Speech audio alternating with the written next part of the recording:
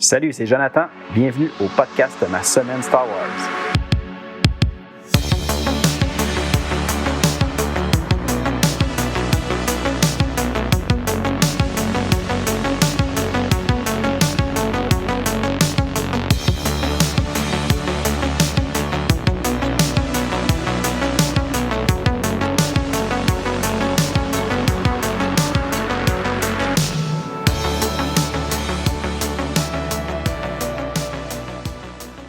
Salut tout le monde, bienvenue à l'épisode 17 du podcast Ma semaine Star Wars. Aujourd'hui, on va parler de la mini-série Tales of the Jedi. On va y aller avec l'arc qui se nomme The Freedom-Nad Uprising.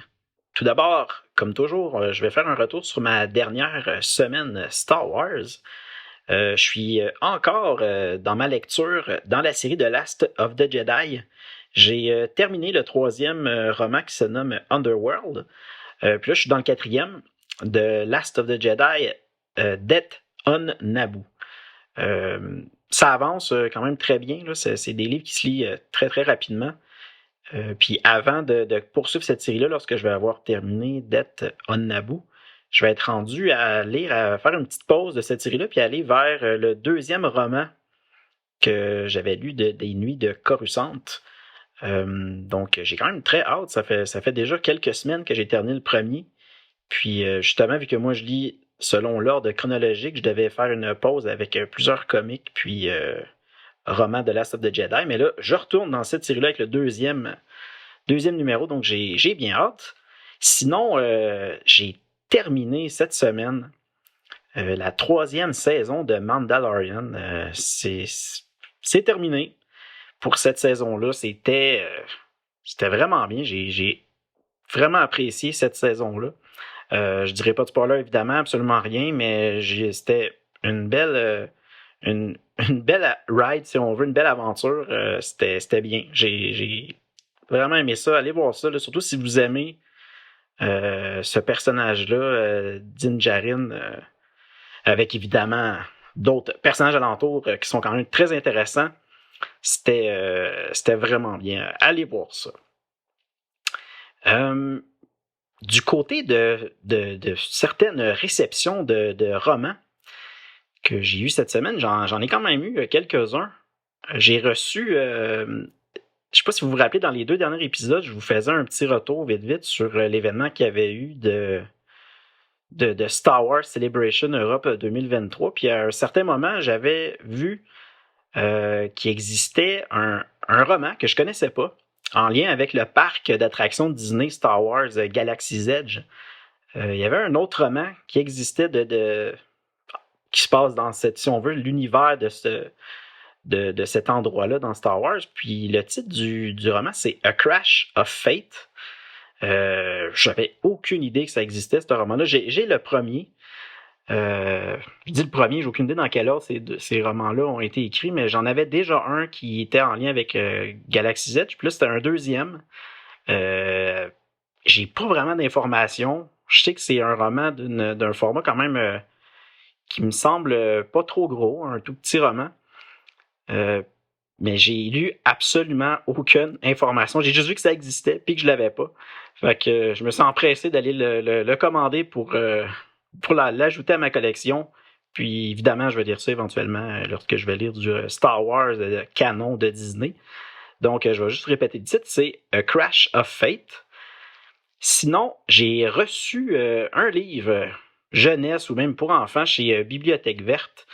Ça, j'ai pris une chance. Je savais pas si vraiment j'allais avoir du contenu intéressant dans ce livre-là. C'est l'adaptation, si on veut, de la série, le livre de Boba Fett que Bibliothèque Verte a fait.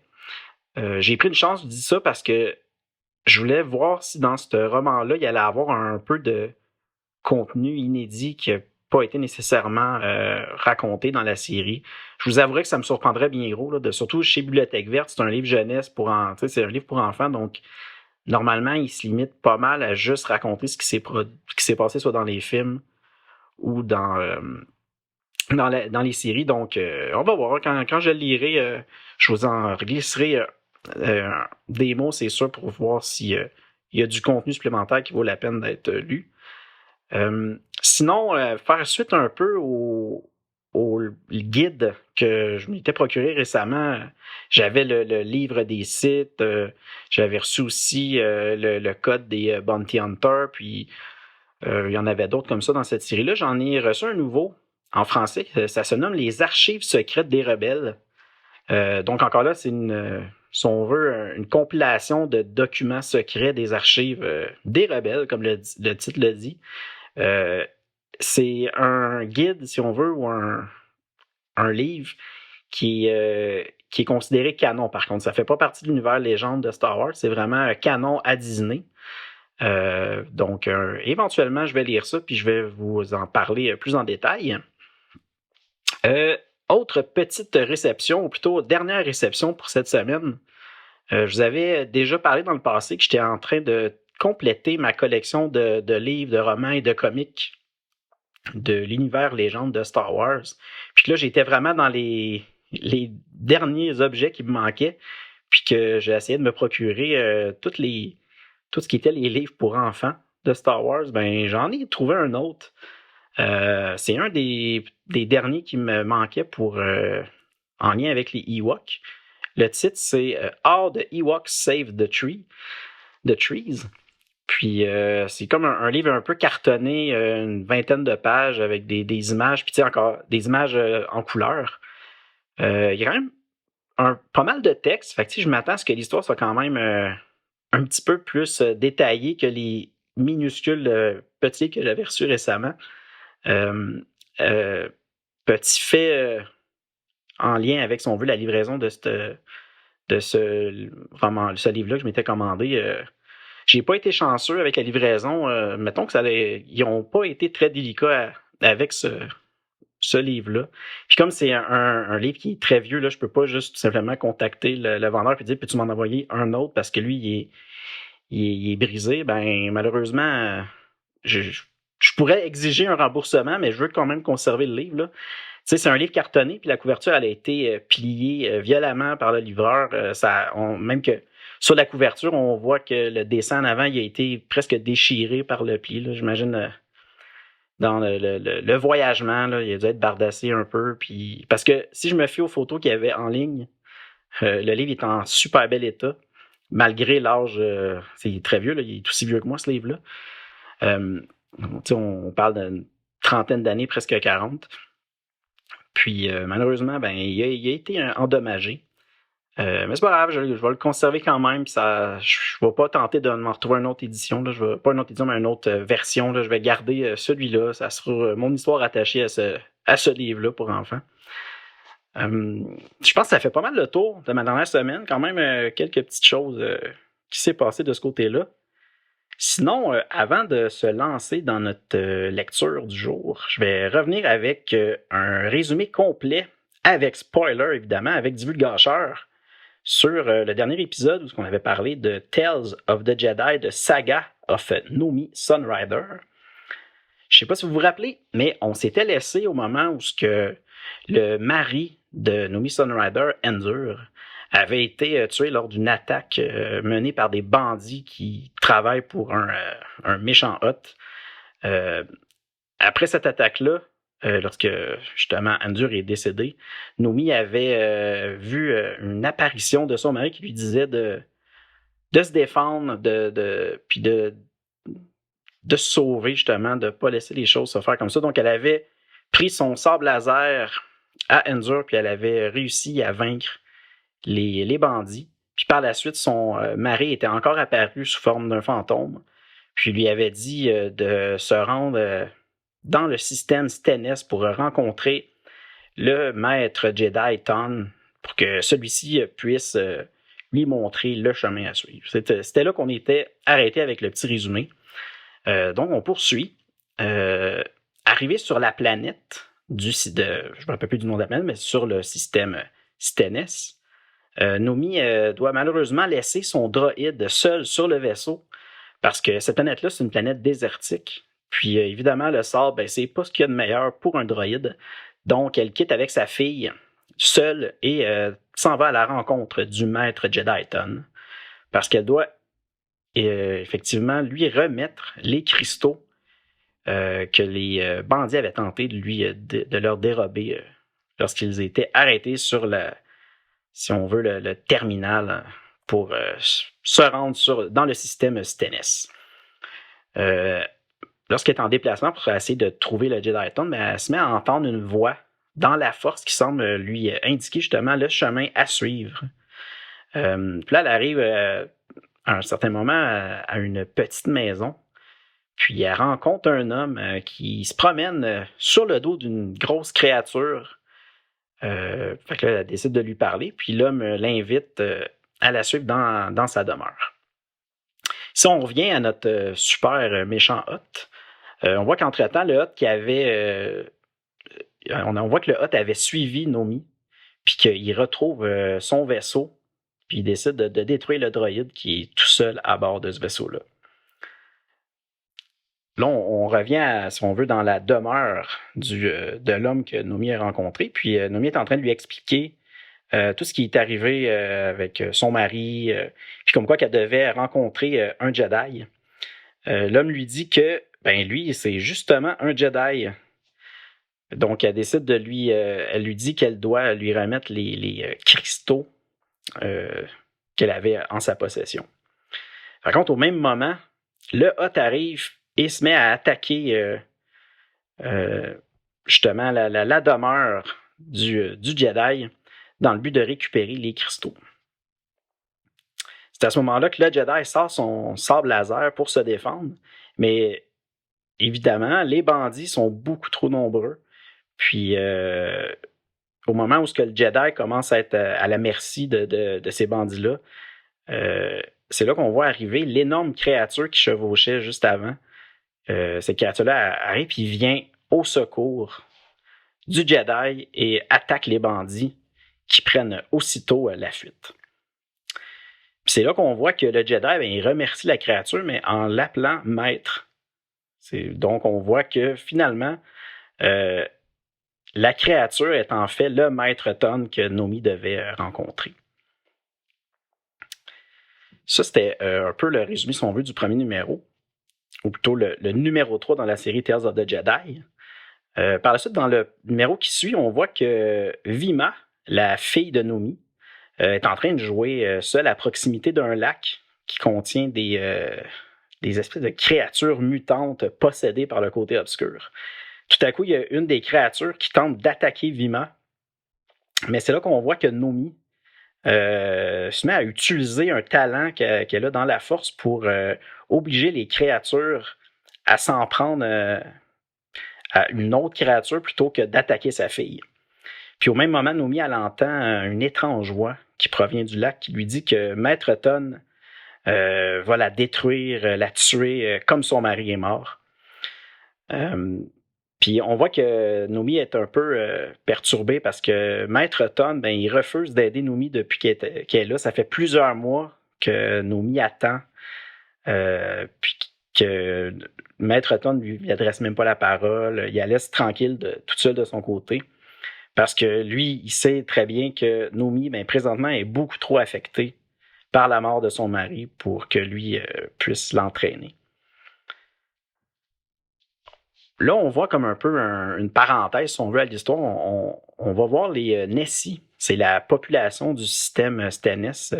Les Nessi, si on veut, ce qu'ils font, eux, c'est tous, la plupart, des mineurs qui travaillent justement à aller miner et transporter des minerais. Puis là, on voit tout d'un coup qu'il y a des pirates qui décident d'attaquer les vaisseaux qui transportent justement ces minerais-là. Dans le secteur du système Stennis, la sécurité des vaisseaux de mineurs est maintenue par le Hoth Great Boga, seigneur de gang. Ça, c'est notre fameux Hoth, le méchant Hoth qui veut les cristaux de Nomi. Pendant une attaque, le vaisseau d'un pirate est pris dans le rayon tracteur du vaisseau du Hoth. Puis, par la suite, le pirate il est amené devant le Hoth. Si on revient un peu à Nomi, on voit que Nomi est en discussion avec le Jedi qui est l'apprenti de Maître Ton. Son nom, c'est Os Willum. Et on apprend que Os Willum doit quitter parce que son maître lui a demandé d'aller combattre auprès de Maître Arca et ses apprentis Ulik, Keldroma K, Keldroma et le Twi'lek Tot Donita. Fait que là, on voit que ça fait un lien avec notre histoire qu'on avait lue juste avant, où que justement, il était en train de combattre sur Onderon ces trois apprentis-là, ainsi que Maître Arca. Puis là, ben, Williams s'en va leur porter main forte pour les aider dans cette aventure-là. Si on revient à notre hôte Boga, on voit qu'on est l'action, si on veut, ou la continuité de l'histoire se passe sur la lune privée du hôte. Le pirate et son équipage sont emmenés devant le hôte, comme je disais tantôt. Puis Great Boga décide de laisser une chance au pirate si celui-ci lui ramène les cristaux qui sont en possession du maître Jedi Ton. Puis pour être sûr que le pirate obéit, si on veut, au hôte, ben, le pirate Finhead Stonebone voit comme le hôte décider de tuer un de ses, si on veut, des membres de son équipage. Puis en plus, de la façon qu'il fait ça, c'est assez cruel. Il utilise une des bêtes provenant du lac qui est possédée par le côté obscur. Puis là, évidemment, ben, en voyant ça, le pirate Finhead Stonebone, ben, il accepte d'aider le hôte pour retrouver ces cristaux-là. Ensuite, Maître Ton décide enfin de parler à Numi et de l'entraîner. Numi accepte d'être entraînée, mais à une seule condition. Par contre, elle veut absolument pas utiliser de sabre laser parce que justement, dû au traumatisme qu'elle a vécu avec la mort de son mari, elle veut absolument pas utiliser de sabre laser. Maître Ton, il accepte cette demande-là, mais en même temps, il précise à Numi que selon lui, ben, c'est sa destinée d'utiliser le sabre laser. Mais quand même, Maître Ton décide de commencer l'entraînement de Numi. On voit que effectivement, Numi elle refuse toujours de construire son sabre laser avec les cristaux qu'elle avait emmenés. Fait pour l'entraîner d'une autre façon, si on veut, au lieu de travailler sur la construction de son sabre laser, Maître Ton décide de lui proposer plutôt de consulter un holocron que Maître Arca a prêté justement à Maître Ton. Dans cet holocron-là, on apprend qu'il a été passé entre les mains des meilleurs Jedi durant des millénaires. Là. C'est un très vieux holocron. Puis même lorsque Nomi consulte cet holocron-là, elle apprend comme quoi qu'elle va jouer un rôle très important dans les prochaines grandes batailles à venir. Maître Ton remet quand même à Nomi son propre sabre laser que lui utilisait lorsqu'il était lui-même apprenti. Puis là, on voit que Nomi est encore une fois très bouleversée par tout ça, même qu'elle veut quitter et recommencer sa vie ailleurs, loin de toute cette histoire-là de Jedi, puis de guerre, et tout ça. Mais malheureusement, Maître Ton lui dit qu'il n'y a pas de retour en arrière pour elle. Il faut absolument qu'elle aille de l'avant, sinon il va seulement y avoir de la noirceur qui va l'entourer, si on veut. Là, on revient au même moment aux pirates et les forces du Hutt. On les voit qui arrivent sur la planète du Maître Ton et qu'ils se dirigent vers le domaine de Maître Ton. Puis en même temps, Maître Ton, ben, il décide de se précipiter chez lui avec Nomi et Vima sur son dos. Puis là, il voit que comme Nomi ne veut toujours pas utiliser de sabre laser ou même son talent de méditation de bataille, ben, Maître Ton décide de se laisser capturer par les pirates et les forces du Hutt, justement pour l'obliger, si on veut, à peut-être intervenir. C'est à ce moment-là, ben, Nomi décide enfin d'utiliser la méditation pour monter les pirates et les forces du Hutt les uns contre les autres. Puis même qu'ensuite, elle décide d'utiliser le sabre laser pour libérer Maître Ton. Puis là, on voit qu'il y a comme un changement qui se passe, si on veut, dans l'état d'esprit de Nomi. Là. Elle décide enfin d'accepter son futur, si on veut, puis elle sait maintenant qu'elle va devenir une très grande Jedi. Donc, c'est comme ça que se terminait cette série-là en 3 numéros de Saga of Nomi Sunrider. Avant de poursuivre avec la lecture d'aujourd'hui pour The Freedom Nad Uprising, je vais faire juste rapidement, je vais vous partager deux petites histoires vraiment très petites qui se trouvent encore une fois dans notre... je vous en avais déjà parlé, là, c'est comme un livre de jeu de rôle qui se nomme Tales of the Jedi Companion. La dernière fois, on avait vu les histoires, je crois, 1 et 3. Là, on va en avoir deux autres. La deuxième histoire et la quatrième histoire qui se trouvent dans le quatrième chapitre du livre Tales of the Jedi Companion. Petit retour, ce guide-là ou ce livre-là de jeu de rôle a été publié par West End Games en novembre 1996. Puis, comme c'est des livres qui datent de vraiment très longtemps, se les procurer, c'est possible, mais très, très difficile. Ça va être sur le marché de l'usager. Puis, évidemment, on s'en sortirait pas en bas d'une centaine de dollars juste pour le livre. Mais on est chanceux, il existe un site StarWarsTimeline.net que je vous ai souvent mentionné. À cet endroit-là, l'auteur s'est fait un devoir de partager en version numérique ces livres-là gratuitement parce que de toute façon, c'est plus disponible. Puis, il n'y a pas d'autre façon de les obtenir. Lui, ils sont disponibles là, sur son site. Donc, allez voir ça. Moi, c'est ce que j'ai fait. J'ai utilisé ce site-là pour pouvoir lire les histoires. Donc, si on commence avec la deuxième histoire, c'est l'histoire ça se passe, si on veut, dans la ville souterraine d'Odéron. On voit un groupe d'initiés en robe foncée là, qui se positionnent autour d'une table avec, dans celle-ci, une gravure qui représente un géant ondéronien mythologique. Le leader de ce groupe d'initiés-là place sur la table un holocron. Puis là, à ce moment-là, on voit que Novar, ça c'est le nom du leader des initiés, qui invoque le roi Hadas pour que celui-ci les mène sur le chemin des Sith. Là, à ce moment-là, on voit que le roi Hadas n'est pas convaincu que les initiés sont dignes de son enseignement. Mais Novar lui dit que non, ils sont tous prêts, c'est les meilleurs qu'il a trouvés. Donc finalement, le roi Hadas accepte, mais c'est sûr que là, il avise Novar que si jamais les adeptes sont pas dignes, ben, il va trouver un moyen pour se venger de Novar pour son échec. C'est pas mal ça, le résumé, si on veut, là, puis c'est le résumé complet. Là, c'est des très petites histoires, comme souvent je vous ai mentionné. Ça nous sert vraiment plus comme si on veut, un background sur le personnage de Novar qu'on va voir bientôt dans justement le récit qu'on va parler aujourd'hui, puis l'épisode suivant.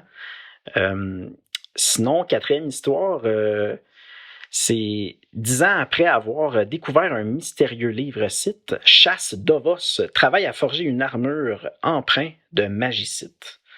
Au moment où il termine de faire cette armure-là, il y a une voix mystérieuse qui se met à lui parler. C'est le gardien du livre Sith. Là, le gardien lui informe que seulement le gardien peut décider qui est digne de porter cette armure. Mais évidemment, le gardien croit que Chasse Dovos est digne, mais il doit accepter de suivre les directives du gardien à la lettre. Là, on apprend que l'armure va le rendre plus fort, mais qu'en même temps, il va devenir une extension du gardien pour que celui-ci puisse aller où il ne pouvait pas avant, parce que justement, comme il va être dans l'armure, ben, c'est un peu de la façon qu'il réussit à se déplacer. Puis grâce à ça, ben, ça va l'aider à restaurer la gloire des Sith. Puis même que pour ce faire, il décide de lui donner un nouveau nom, un nouveau titre à cet homme-là qui a fait l'armure. Il dit tu seras maintenant nommé Warb Nul. Donc, c'est encore là un bout d'histoire qui peut aider à donner un petit peu de background au personnage Warb Nul, qu'on va évidemment voir dans le prochain comic. Je vous dirais que, un peu comme j'avais dit la dernière fois pour les deux autres histoires, ça nous donne vraiment juste un peu de background sur les personnages. Est-ce que c'est vraiment nécessaire pour apprécier les comics de Freedom Nad Uprising? Non, pas du tout, là. Mais c'est quand même intéressant, là. Je trouve que, vu que c'est pas long à lire, c'est gratuit en ligne, on peut l'obtenir assez facilement Moi, je suis content de les avoir lus. J'avais pas lu ça la première fois que j'avais lu les comics Tales of the Jedi, mais je suis content un peu de ce que ça apporte de plus à l'histoire. Puis, comme je disais tantôt, ça l'aide à faire le background du personnage Novar et Warbnul. Donc, on va garder les noms en tête pour justement nos prochaines lectures. Mais j'ai quand même bien aimé ça. Là. Je vous le suggère si ça vous tente d'aller lire ça. Ça vaut la peine, puis c'est gratuit. Donc, allez-y, lire ça. Je pense qu'on est rendu à pouvoir enfin parler de notre lecture du jour. Tales of the Jedi de Freedom Nad Uprising. C'est un petit arc dans Tales of the Jedi. Là, c'est seulement 2 numéros. Les événements se passent 3998 ans avant la bataille de Yavin. Puis c'est directement après la fin de l'arc qu'on avait lu il n'y a pas longtemps, Ulic Qel-Droma and the Beast Wars of Onderon. Donc c'est vraiment, ça se passe tout de suite après. Là, c'est une continuité pas mal directe. C'est écrit par Tom Veitch, puis au dessin, on a Tony Hawkins. Ça a été publié chez Dark Horse Comics, puis le premier numéro est sorti le 2 août 1994. Donc, je vais y aller avec le petit résumé. Sur Onderon, une cérémonie a lieu pour déplacer les sarcophages des restes de Freedom Nad et de la reine Amanoa sur une lune d'Onderon. Au même moment, Oswillum arrive sur Onderon. Là, je vous ramène rapidement à ce qu'on vient tout juste de lire dans le résumé complet de Nomi Sunrider. C'était justement là, on savait que Oswillum, qui était le Jedi qu'elle avait rencontré, il s'en allait porter main forte sur Onderon. Puis c'est là qu'on voit que son arrivée, donc c'est directement en lien avec ça. Donc, Oswillum arrive sur Onderon pour prêter main forte au maître Arca et ses 3 apprentis, Ulic et Qel-Droma et le Twi'lek Tot Donita. Maître Arca informe Oswillum que le côté obscur est encore très présent parce qu'il y aurait beaucoup d'adeptes de Freedom Nad dans la population de Onderon. Puis là, tout à coup, à ce moment-là, il y a une énorme machine de guerre qui sort des profondeurs et un guerrier en armure en sort. J'imagine que notre guerrier en armure, c'est peut-être l'autre personnage de tantôt, Warbnul. On verra si c'est lui. Hein. Donc, le vaisseau qui sort des profondeurs, puis là, on voit que c'est qu'ils sont venus chercher les sarcophages de Freedom Nad et de la reine Amanoa. Puis au même moment, Maître Arca est comme frappé par la force du côté obscur. On le voit qu'il est bouleversé. Là, il se passe de quoi vraiment d'intense dans le côté obscur. On voit les assaillants repartir dans les profondeurs à bord de leur machine avec les sarcophages de Freedom Nad et de la reine Amanoa. À ce moment-là, on voit la nouvelle reine, Galia, qui était la fille de Amanoa. Elle les informe que son père connaît le côté obscur et qu'il pourrait les aider. Maître Arca, lui, il croit que c'est pas mal la seule chose, même la dernière chance qu'ils ont d'aller voir le roi pour que celui-ci puisse les aider. Donc là, Galia décide d'emmener Maître Arca et Ulic Qel-Droma voir son père, le roi aux mines. Là, je vais vous ramener un peu à peut-être 2 épisodes en arrière. On avait justement parlé du roi aux mines. Je ne sais pas si ça vous dit quelque chose. C'était dans les 2 textes de Tales of the Jedi Companion. Je ne sais plus si c'était l'histoire 1 ou 3, mais on avait eu droit à un peu un background du personnage roi aux mines. Là. C'est là qu'on avait su qu'il avait fait un espèce de rituel qui avait donné beaucoup de pouvoir dans le côté obscur, mais qu'il avait comme perdu un peu le contrôle sur son corps, qui était rendu comme quoi que le côté obscur, si on veut, le contrôler, mais que lui, en plus, il avait eu droit à tout ce pouvoir-là du côté obscur. Bref, peut-être juste se rappeler un peu ça va aider à encore mieux s'imaginer ce personnage-là du roi aux mines. Donc, comme je disais, le roi aux mines, il est possédé par la magicite de Freedom Nad, puis au même moment, Ulic Qel-Droma est attaqué par le fameux guerrier en armure Warbnul. Et Maître Arca, lui, il est enlevé à ce moment-là par le roi aux mines. Puis, je vous dirais que l'aventure commence pas mal là. Donc, je vais tout de suite m'arrêter pour le résumé. Je vais vous laisser le découvrir de votre côté, puis on en reparlera la semaine prochaine sans faute. Mais quand même, je voulais vous dire que j'ai vraiment aimé cet arc-là. Il y a de l'action, c'est intéressant. Là, on développe encore un peu plus les personnages qu'on voit depuis quelques histoires de Tales of the Jedi. C'est très bon, j'aime bien ça. Là, comme je dis, on revoit certains personnages qu'on avait vus avant, mais là, on commence à élaborer un peu plus sur qui ils sont, c'est quoi leurs états d'âme, même si on veut, puis tout comment ils vont se développer dans toutes ces histoires-là. Fait que c'est le fun. Puis, tu sais, je sens vraiment que de plus en plus j'avance dans les histoires, ben, tu sais, je m'attache aux personnages. Tu sais, des fois, on va lire des choses, il y a des personnages secondaires, puis c'est comme on les lit, mais après ça, on y pense même plus, puis on les oublie. Mais je vous dirais que la plupart des personnages de ces comics-là, moi, je réussis pas mal à m'attacher, puis je veux tout le temps savoir un peu plus sur qu'est-ce qui se passe avec eux. Puis en plus d'avoir, pour cette relecture-là de ma part, là, d'avoir pris le temps de lire les petits textes de Tales of the Jedi Companion, ben je trouve que ça a quand même apporté un petit plus pour ces personnages-là. Fait que je trouve que ça en vaut la peine, là, c'est bien. Donc j'ai vraiment aimé ça. C'était une bonne lecture. Tales of the Jedi de Frida Nad Uprising. Sinon, au prochain épisode, là, ça va être un épisode un peu spécial. Je vais prendre le temps de vraiment passer au travers du Tales of the Jedi Companion de West End Games, le livre de jeu de rôle, parce qu'il y a pas mal d'informations là-dedans. Puis j'ai décidé de le lire au complet, là, si on veut, parce que je voulais voir s'il y avait d'autres petites lectures qui pouvaient être intéressantes, si ça valait le coup d'œil, puis tout ça. Fait que je vais faire un épisode sur ça pour prendre le temps de vous en parler, puis de voir si je vous suggère ou pas d'aller plus en profondeur dans cette lecture-là. Donc, ça va être le contenu du prochain épisode. Sinon, ben, comme toujours, si vous avez des commentaires, des suggestions, soit des commentaires positifs ou même négatifs, moi, je suis prêt à tout recevoir. Je veux améliorer mes choses quand même. Donc, vous pouvez le faire à l'adresse courriel masemaine-starwars@gmail.com. Sinon, on a aussi la chaîne YouTube, parce que je publie évidemment des fois certaines short ou courtes vidéos pour vous montrer mes lectures que je fais ou mes nouvelles réceptions de livres de comics. J'ai encore la page Facebook, Instagram. Je continue à publier sur ça de temps en temps. Donc, allez vous inscrire, allez liker. Le podcast est disponible sur pas mal toutes les plateformes comme Apple Podcasts, Google Podcasts, Spotify, iHeartRadio, Deezer, Stitcher, TuneIn, Amazon Music et Audible. Encore une fois, merci beaucoup d'avoir été là. Allez lire, allez écouter du Star Wars. On se revoit bientôt. Salut!